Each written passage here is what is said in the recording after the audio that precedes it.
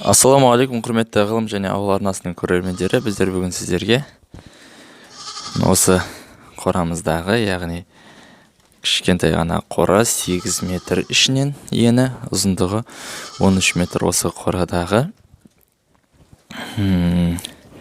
ешкілеріміздің, кішкентай ғана шаруашылығымыздың кірісі мен шығысы жайлы айтатын боламыз. Олар қанша шөп жейді, оған қанша ақша кетеді қысқа, және қанша сүт береді, оны сүт сатса қанша пайда табамыз деген азын-аулақ қана математика болады. Егер де қызықтырса, осы видеоны соңына дейін көріңіздер. Олай болса, біз бастаймыз.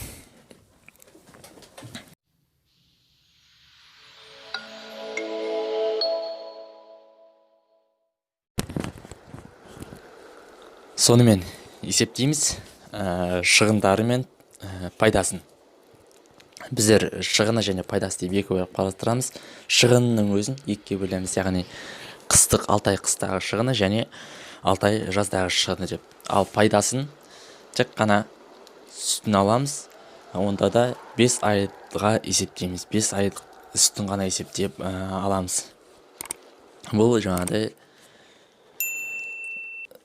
күнделікті сатылатын болғандықтан, сүт күнделікті, мысалы қазір қыс айы, бірақ соның өзіне күніне 3-4 литр, 5 литрге дейін сүт сатылып тұр. Бірақ біз оны есептемейміз. Келесі, ал енді шығындармен есептейік. Бізде бар ешкі 56 бас. Біз 56 бас ешкіге есептейміз. Күндегісін қанша беретінімізді есептемейміз. Яғни біз осы 6 ай қысқа қанша шөп алғанымызды жалпылама есептейміз. Яғни біз 56 басқа 650 теңгеден 300 пресс шөп алдық. Ол болады бізде 200 мың теңге шөп. Сабан алдық, 200 пресс сабан 450 теңгеден, ол болады бізде 100 мың теңге. Яғни біз шөп пен сабанға 300 мың теңге 6 айлық қысқа осы 300 мың теңгеге шөппенен сабан алдық. Келесі, шамамен 5 тонна жем алдық 20 мың теңгеден. Бұл бізде кебек емес, бұл бізде бидай болғанда да цеска дейді, жаңағыдай теңдей жартылай бөлінген бидай. Бұл бізге 100 мың теңгеден түсті. Оны отход деп те айтып жатады, бірақ енді отход деуге аузың бармайды. Бидай, жақсы таза бидайдан. Келесі, көп сатып алғаннан кейін, оптым сатып алғаннан кейін, осында бізге арзанға түсті, 20 мың теңгеден түсті. Ал кеп берді, біз оны қоймаға кіргізіп алдық. Келесі 30 қап біз тағы да жем аламыз. Бұл бізде кебек болады. Бұл біздерге не үшін керек? Бұл біздерге өткен қазір лақтау маусымы, лақтап жатыр. Лақтарына ертең жем беруіміз керек. Сондықтан 30 қап жем 1500 теңгеден 50 мың теңге. Сонымен 6 ай қыста бізге 200 мың теңге шөпке, 100 мың теңге сабанға, 100 мың теңге жемге және 50 мың теңге кебекке кетті.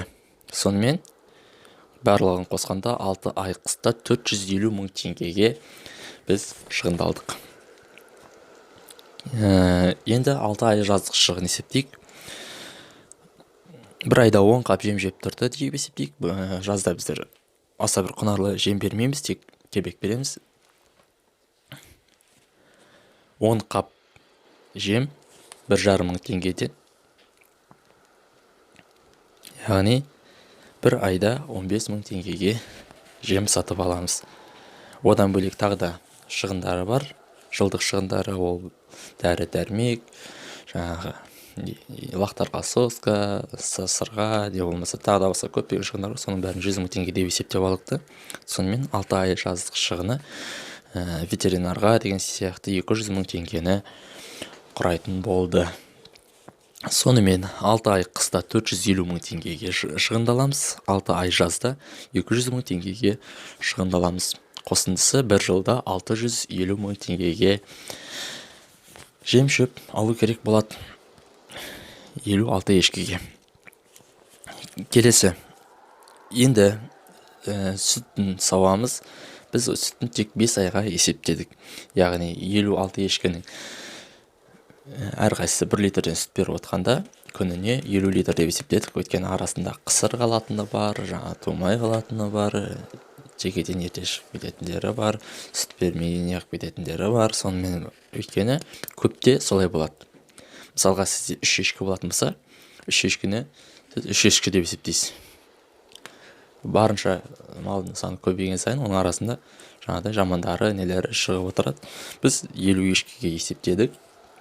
50 ешкі күніне 1 литрден ғана сүт беріп отырғанның өзінде 50 литр сүт береді. Оны біздер қазіргі сатылым бағасы 700 теңге, бірақ біз 500 теңгеден есептедік. Біздер сүтті қалай сатамыз, ол туралы бөлек видео арнайтын боламыз, бірақ біз сүтті тек бір күнде сатылымға шығарамыз. Бір күнде сатылса сатылды, сатылмаса біз ол сүтті өңдеуге жібереміз. Сонымен өңдеуге жіберу бағасы сәл төмендеу болады, ал сүттей сатылған бағасы 700 теңгеден болады. Сонымен орташа бағасы 500 теңгеден деп алдық. Сонымен күніне 50 литр сүт 500 теңгеден 25 мың теңгені құрайды. Күніне 25 мың теңге пайда табыс береді. Айына ол болады 750 мың теңге. Бір айда 750 мың теңге. Жаңа біз айттық, біз тек 5 айға ғана есептейміз. 5 айға 3 миллион 750 мың теңгені құрайтын болады. Сонда жылдық табысы 3 миллион 750 мың теңге болатын болса, одан жаңа жылдық шығыны 650 мың теңгені алып бастасақ, жылына 3 миллион 100 мың теңге пайда қалып отыратын болады. Неке осындай біз 50 ешкіге деп есептеген, 56 емес, 50 ешкіге деп есептей берсеңіздер, міне осындай жарты парақ қана есеп қисап жүргізетін боламыз. Аса бір қиын ештеңесі жоқ, қарапайым математика. Бірақ әр өңірде шөптің бағасы, жемнің бағасы әртүрлі. Біз 2020 жыл қазір біздер күзде сатып алдық, шөпті де, сабанды да, жемді де, ал кебекті мен жылдық баға орташа бағасы 1500 теңге деп есептедім. Өйткені қазір 1200 теңгеден де табуға болады, 1500 теңгеге де кебек сатып алуға болады. Жаңа айттым, ем дәрілеріне қосымша 100 мың теңге шығынды қостым. Неке, осылай 3 миллион 100 мың теңге табыс болды. Біреуге көп, біреуге аз, біреудің еңбегіне татиды, біреудің енді 3 миллион теңгеде жерде жатқан жоқ. Сондықтан да бұл жерде тағы да бір ескере кететін жайт, 50 ешкінің біз лағын есептеген жоқпыз. Өйткені біздің ферма лақ сатудан табыс таппайды, біздің ферма теке қосудан табыс таппайды. Яғни біз көрші қолаң ағайын, туыс, ел жұрт, ауыл аймақтың азаматтары бізден кеп теке сұрайды, біз оларға абсолютті түрде тегін жақсы текелерден береміз. Лақ сұраған адамдарға өзінің көңілінен шыққан бағада лақты алып кетеді. Өзінің көңілінен шыққан қанша бергісі келеді, сонша берсе берді, бермесе сол жаңағы тәттілер береді, коробка шоколад беріп сөйтіп алып кетіп жатқан кісілер бар. Сондықтан да біз одан табыс таппаймыз. Біздің табыс тек қана сүттен. Келесі тағы да не айтар жететін жайт. Мысалға айталық, бұл біріншіден өзіңізге етке үнем, жылына 50 ешкіден қанша серкеш сойып аласыз, ал ұрғашы ешкілерді келесі жылға сүтке алып қалсаңыз болады. Мысалға қазірдің өзінде күніне ең кем дегенде 3 литр сүт сатылып тұрды деп есептегеннің өзінде 700 теңгеден күніне 2000 теңге табыс түсіп тұр. Яғни ол айына 60 мың теңге осы сүттен.